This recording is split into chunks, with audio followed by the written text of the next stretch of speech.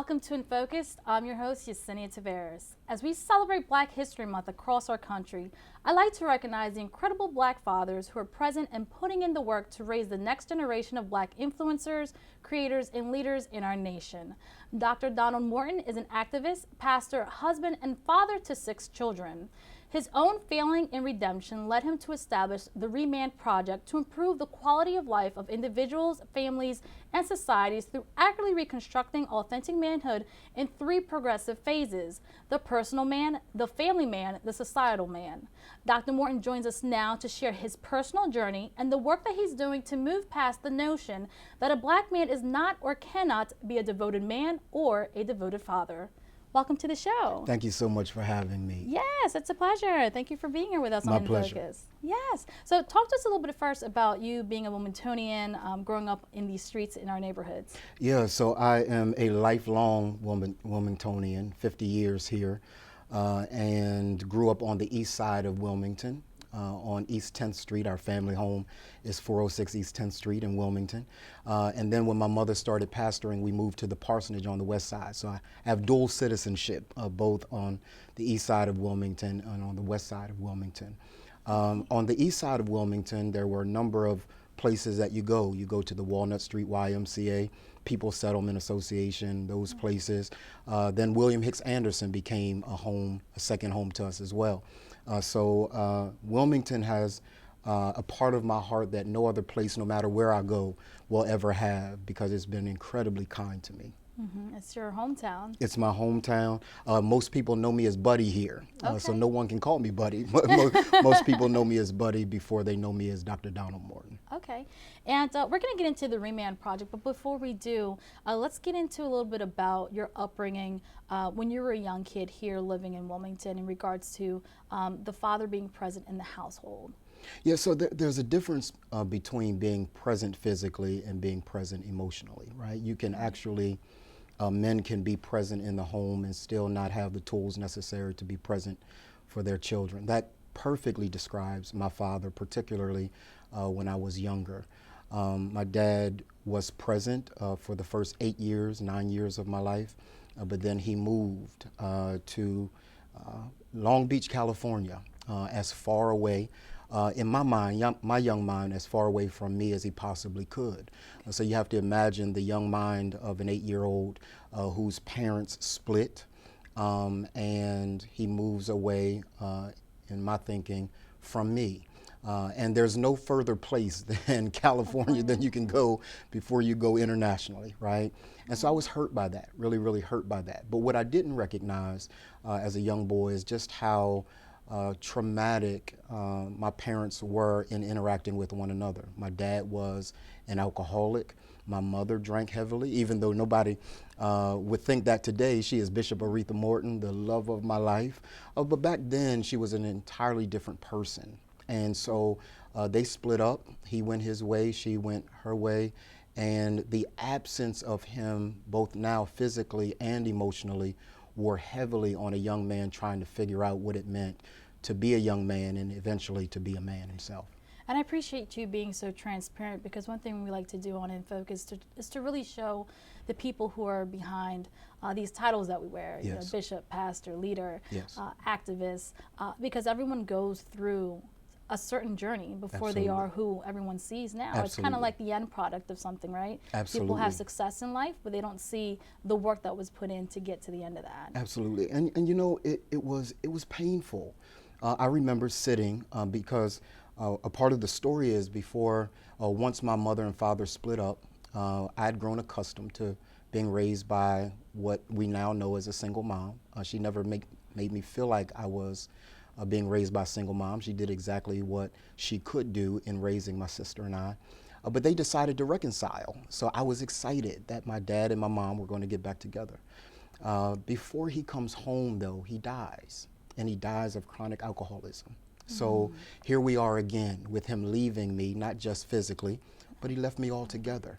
And I remember the day that we had his funeral, and the casket is in front of the church that my mother now pastors, and my father is laying there, and everyone is crying except for me. I'm angry because in that casket represents a man who didn't give me the answers that I needed to navigate the life that I was about to live. And so I was really, really troubled by the fact that I now didn't even have the possibility of having him in my life anymore. Years later, my dad wrote a letter, and the letter said, please tell my son. Years before that, he wrote a letter to my mom and said, please tell my son I loved him. I simply did not know how to be a father. And that helped me to understand and shape context for him in the relationship that I had with him.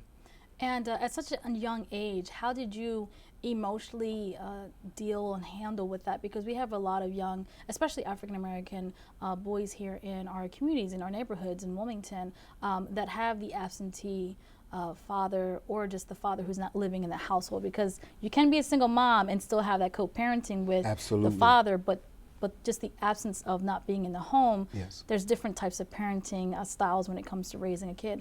But when it comes to having gone through the experience that you've went through, I'm almost certain most kids, or a lot of kids here in Wilmington, have experienced the same experience. How did you deal with the emotions, and how did you look past that to think about who you're going to become as a man? Unfortunately, I didn't. I didn't deal with it. I suppressed it, and I didn't really have to deal with it or understand how to deal with it until much later in life. So I was in my 30s, late 30s, early 40s before I really had an opportunity to face some of the things that I had faced with regard to the absence of my dad. And it was counseling that helped me to do that, to unpack it, to really address it, to face it, and to attempt to overcome it, to really sit in the emotional seat of it, and to identify the pain and fragments that were in my existence at that moment caused by the absence of my father. So I really didn't deal with it until much later in life, until life began to explode. Okay, that leads us right into our next topic. I don't want to say so fitting, but we all go through something in life Sure. that kindly is like, some can think the end all be all if you don't recover from it. So after having gone through this and growing up and becoming into the man that you think you want to be, you end up getting married, you Yes. have children, Yes. but something happened during that journey of your life. Share with Yes. us what happened and how this was very pivotal in you changing who you are as a man. Kirk Franklin says, he has a quote that I think is important for this moment. He says, when the light that is on you is greater than the light that is in you, then the light that is on you will destroy you. And that is exactly what happened to me. Well-respected pastor, preaching around the world, teaching around the world, teaching at universities, all of those things, but I was broken inside. And so I ended up cheating on my ex-wife, and destroyed our family, destroyed her, destroyed our family, destroyed all that I had worked for. And it wasn't until I had to take some sense of ownership of what I had done and try to figure out what in the heck was going on with me. Because you have to remember, as a well-respected leader, sometimes we get a pass. No one really cares that you're broken as long as you show up on Sunday morning and perform. So as long as I was showing up on Sunday morning, I was preaching, people were giving, the church was moving forward, all of those things were happening. Everybody thought everything was fine, but I was suffering in silence. That went back to the time that I didn't have my dad. I was angry with my mom and my dad for not reconciling, or reconciling too late. So all of those things come to bear, and I end up exhibiting behaviors that I'm not proud of, that destroyed my family and destroyed everything I worked for as it related to my career. And I'm one of the ones that was able to recover because I did what I thought was necessary in being able to recover. And that is to go to counseling, to get psychotherapy, to, yes, pray.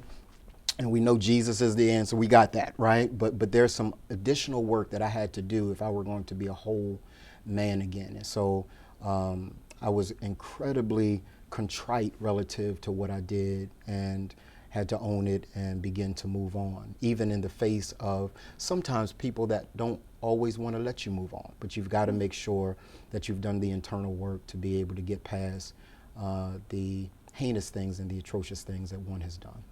And Donald, I'm actually interested to hear your perspective in regards to the image and how you had to recover from that.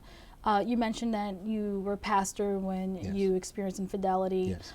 As we all know, any religion that you're in has its rules. That's right. And then once you break them, unfortunately, in some religions, you're not allowed back in the church. That's right. So here you have this imperfection, this flaw that was exposed Yes. Throughout the community. Yes. You have your children who once looked up at you as Yes. a perfect man, Yes. a leader, a wife who was confiding in you to be that person. And it's kind of as if like you have these, I don't want to say two separate lives, but like two roles you're playing. Yes.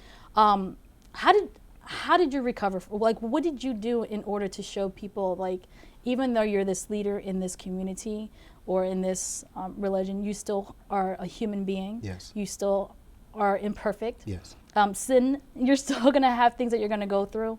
What did you do? What was the process for you? You know what's funny? My children helped me through that. My children never saw me as Superman. They saw me as Clark Kent. They understood that I was a fallible human being. They understood that. So they really helped me to navigate through the pain of what I was dealing with, the many nights of tears that I had to deal with it. They were there the entire time.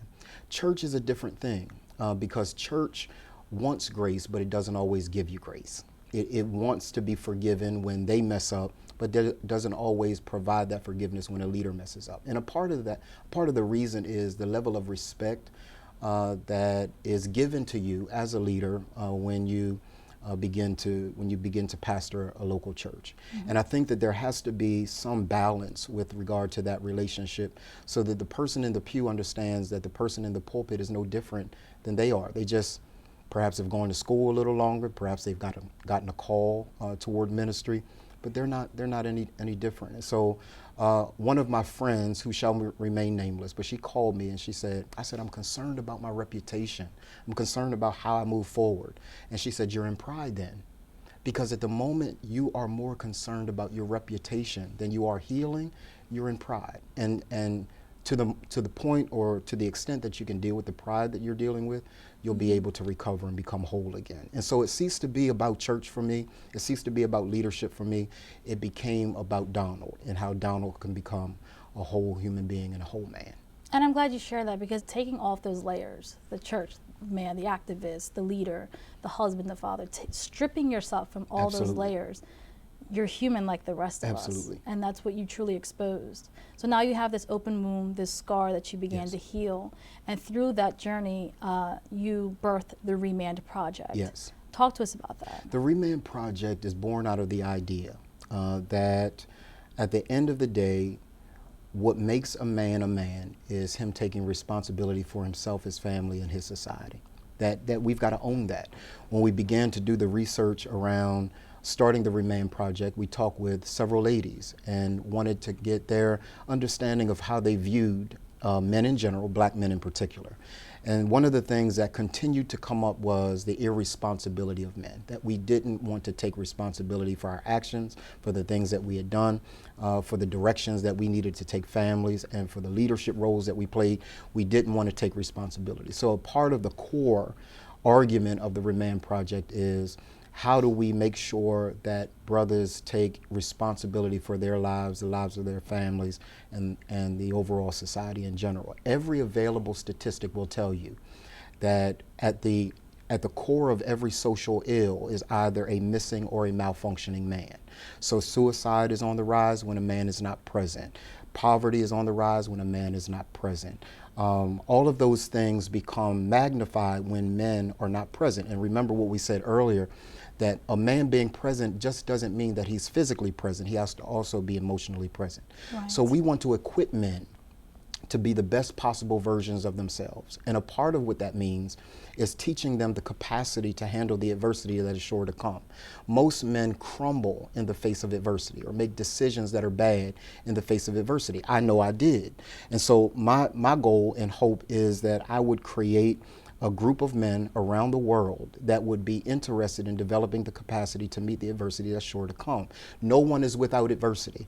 What I'm most proud of is not that I went through the adversity, but I was able to face it and overcome it and move on from it. Mm-hmm. You can't avoid it, but you can control your response to it. And that's what we attempt to teach men in the ReManned Project. And thank you for letting us know the demographics here, because with any organization, with any company, Yes. there's a demographic audience. Yes. And here you're specifically talking to the black man in the household. Yes. And you haven't been one, and Yes. you haven't gone through the journey in regards to your father not being present, Yes. and what the effects were for you and Yes. the deficits that you experienced. Talk to us about how the ReManned Project looks at the character and accountability of a man and tries to measure the manhood and the teaching part of it, because as you noticed throughout your childhood with your father being absent, both when he was alive Yes. and going through alcoholism, and Yes. then when he passed away, permanently being gone from Yes. your life, you had to kind of like teach yourself to be a man. Absolutely. And some of our young people here in Wilmington often look to other men in the streets, or in the Yes. hoods as we call it, Yes. to fill that void of that absentee father, because there's so many single mothers. Absolutely. So this is a particular demographic that you're tackling here. Talk to us about how you're helping these men build the character, become accountable, and kind of have measures. That's a great question. One of the things that I want to say from the beginning is that we have become a society of surrogates, right? So we're no longer placing the responsibility and accountability of biological fathers to be there in the home. As long as we have mentors, as long as we have big brothers, big sisters, as long as we have things like that, biological fathers, by and large, get off the hook. So part of what we have done is we don't really address the whole mentoring piece. We address making sure biological fathers are in the home, because truthfully, there's no greater example than a biological father when he is adequately resourced. So not just talking about financially resourced, talking about emotionally, intellectually resourced, academically resourced, so that he can be the best possible person and example for his young man or his young lady. So a part of what we do is to send them through a signature system that we've developed called the character arc. In media and in movies, a character arc is the way a particular character moves from being one type of person to being a different type of person at the end of the movie.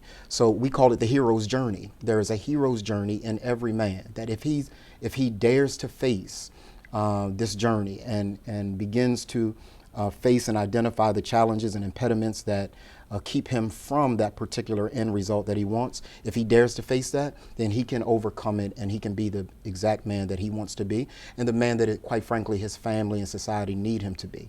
So we push men. We really do. We're in their chests all the time.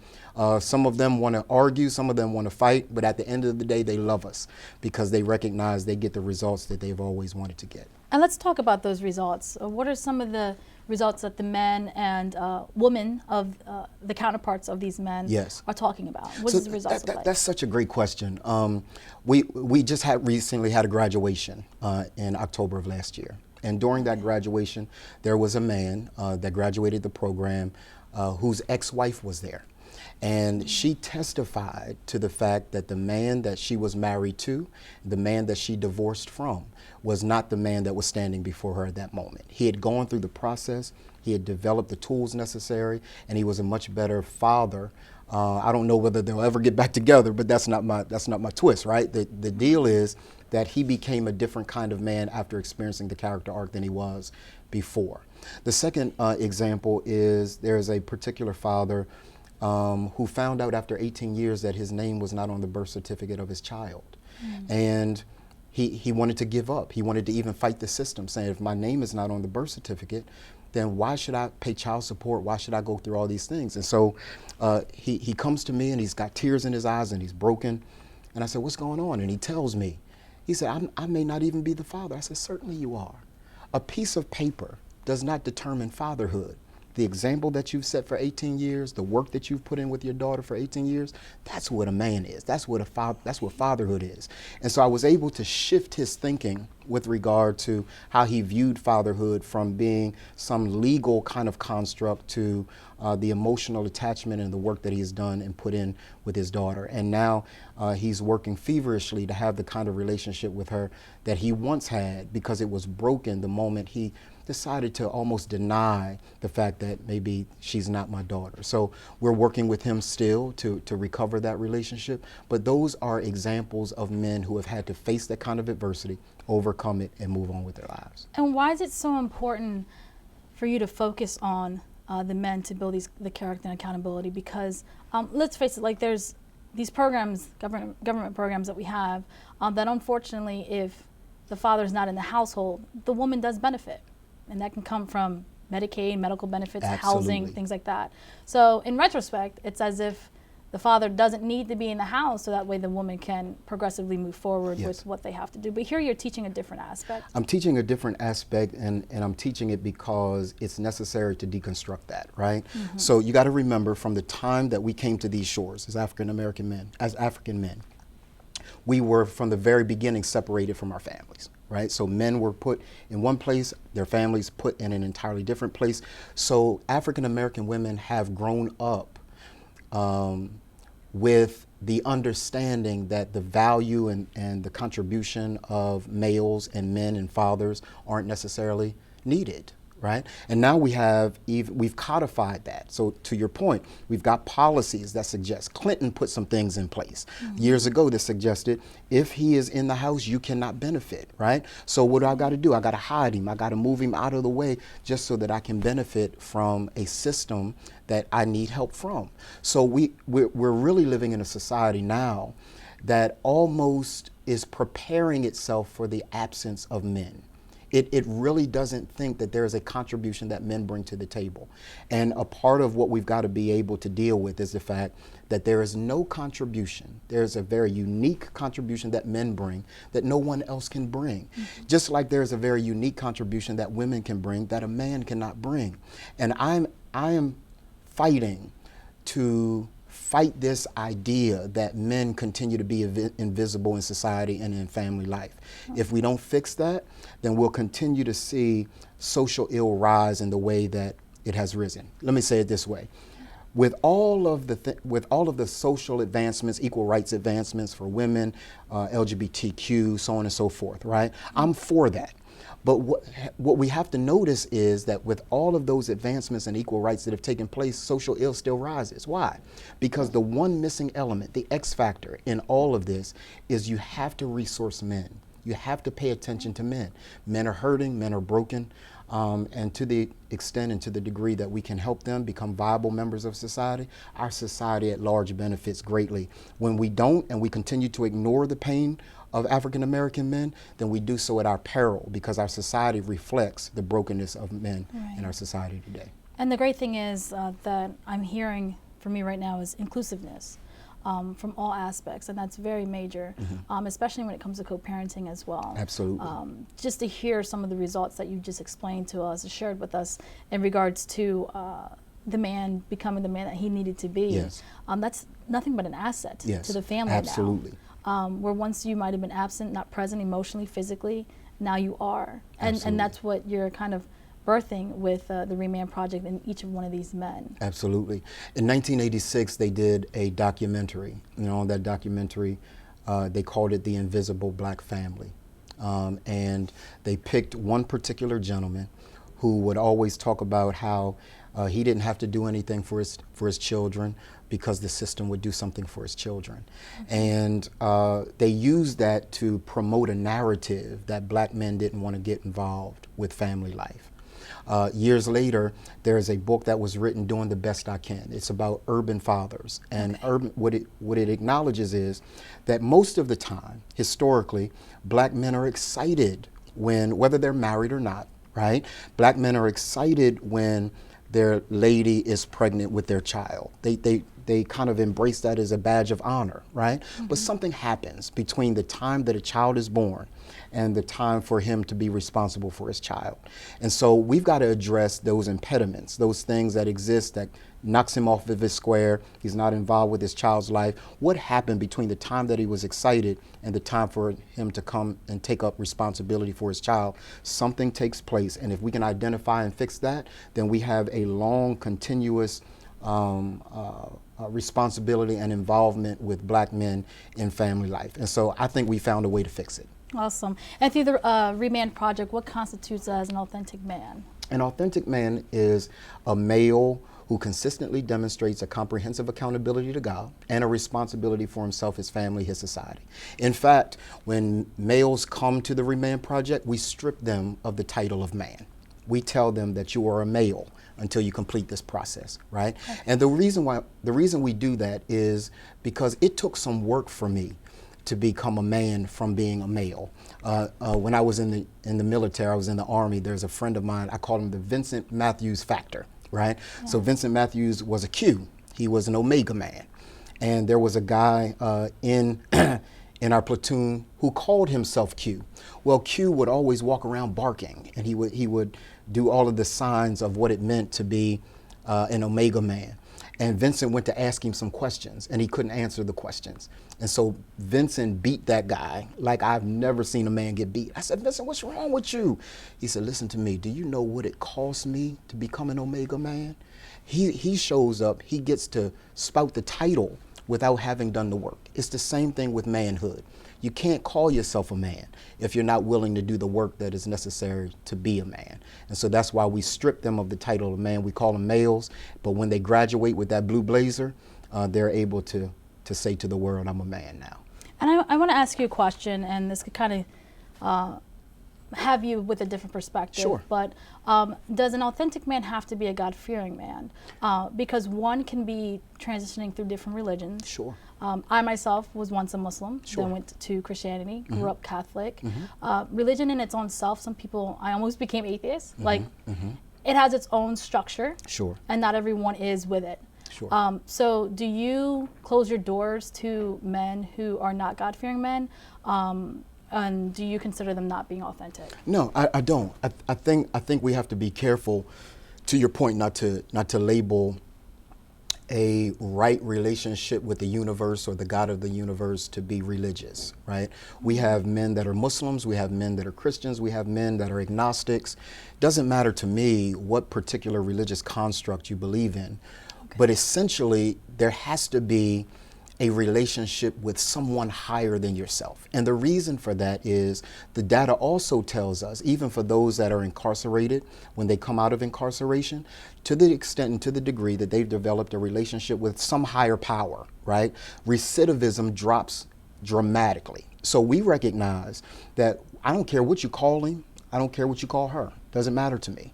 What matters to me is that there is someone holding you accountable that is larger than yourself, that there's a transcendent attitude that a man must have if he's going to maintain this journey of being responsible for himself, his family, and his society. There has to be something bigger and larger than himself, a vision that is larger than himself if he's going to maintain that. Wonderful. And shortly before we leave, you've taken the ReManned Project internationally, yes. nationally. You're traveling now, you're on tour. Yes. Talk to us a little bit about that. So it's been great. We have chapters that have developed in, obviously here, our home state of Delaware. We have a northern chapter and a southern chapter in Delaware, Minneapolis, Minnesota, Detroit, Michigan, Cleveland, Ohio, Los Angeles, California.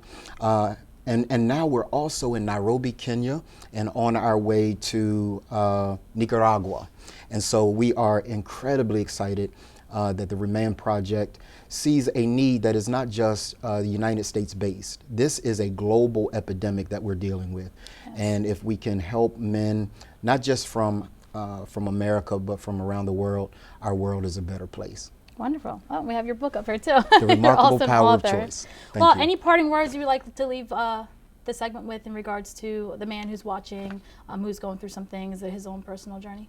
Yeah, I want to really share with him that there are other men who understand, that he is not in this alone. Oftentimes as men, we don't know who to look to and who to trust because there's always an agenda seemingly from whoever we choose to put our trust in. But at the ReManned Project, there's a welcome space for every man. And in March of this year, we begin our first cohort.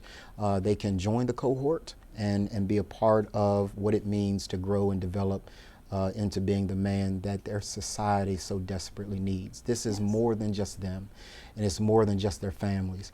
Our society will not make it if men don't heal. And I pray that the work that the ReManned Project does is at least a catalyst and impetus to that healing taking place for every man that desires to do so. And thank you for sharing the clarity of the project, because it's not only just about religion, it's about having the man back in the household, Absolutely. having him whole again. Absolutely. Having him as the leader, the head, Absolutely. not the tail. Absolutely. It is not at all about religion. It is not at all about religion. A sense of spirituality and oneness and wholeness with oneself. It is about, but it's not about religion at all. In fact, I don't like religion at all. Well, thank you so much, because there's a lot you. of men who are hurting and they're just looking for Absolutely. help, they're looking for Absolutely. resources, they're looking for guidance. Yes. And through the ReManned Project, you're providing some of those resources Yes, for them ma'am. as well. Yes, ma'am. Wonderful. Well, thank you so much for Thank your time you. today, Dr. Thank Morton. you. Appreciate it. And on behalf of all of us here at WITN 22, I'd like to take the opportunity to say thank you so much for watching this episode of In Focus. I've been your host, Yesenia Taveras.